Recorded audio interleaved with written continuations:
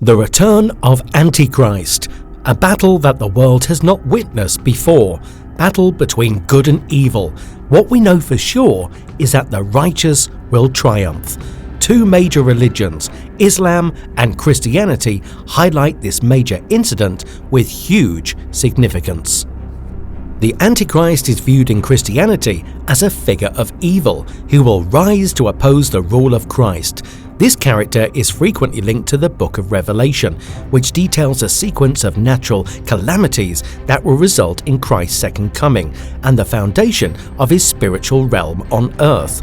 According to this portrayal, the Antichrist will be a strong leader who will deceive a lot of people with his empty promises before guiding them straight to hell. He will make people believe that he's the ultimate deity, and those with weak faiths will fall for his trap. Believers can come across an abundance of knowledge regarding the Antichrist and the end times in the Book of Revelation. This book follows a series of visions that the Apostle John received, in which he saw a number of things that will happen before the return of Christ. These occurrences included wars, natural disasters, and the rise of a strong man who will oppress God's people. A lot of believers think that this leader is the Antichrist and that his ascension to power will be a sign that the end is approaching.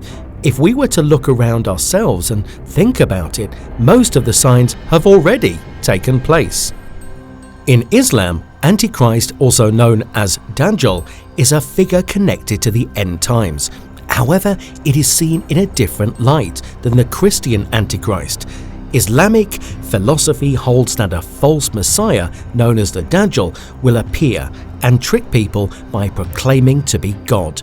Although he will be supported by supernatural abilities that will assure many people of his authority, Jesus, Isa, will finally triumph over him. He will be granted the power by God to perform certain miracles which will make the people with weak beliefs fall for his trap.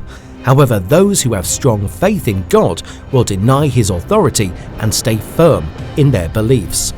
Similarly, there are several predictions about the Antichrist in Islamic tradition, including accounts of his features and the omens that will announce his ascent to power.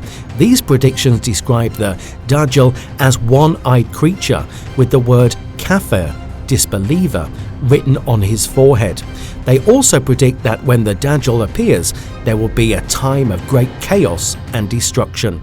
However, according to Muslims, the Dajjal will ultimately be destroyed by Jesus' second coming, when he will kill him and bring about justice on earth.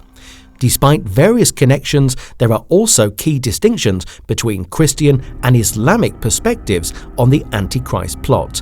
For instance, Muslims typically see the Dajjal as a supernatural figure who will use his capabilities to deceive people, in contrast to Christians who typically think the Antichrist would be a potential ruler who gains power through charm and wit. Yet both religions believe that the Antichrist poses a serious threat to humanity and that his elevation to power predicts the end of the world.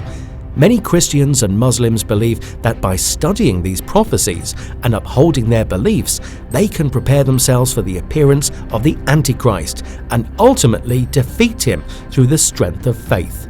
However, the exact details of how these events will play out are still unknown. Many scholars hold the perspective that most of these signs have already taken place, and it's not far off in the future that the world will witness the greatest trap of all times. Well, this was yet another mystery unlocked. Subscribe and explore to our channel to unlock more mysteries.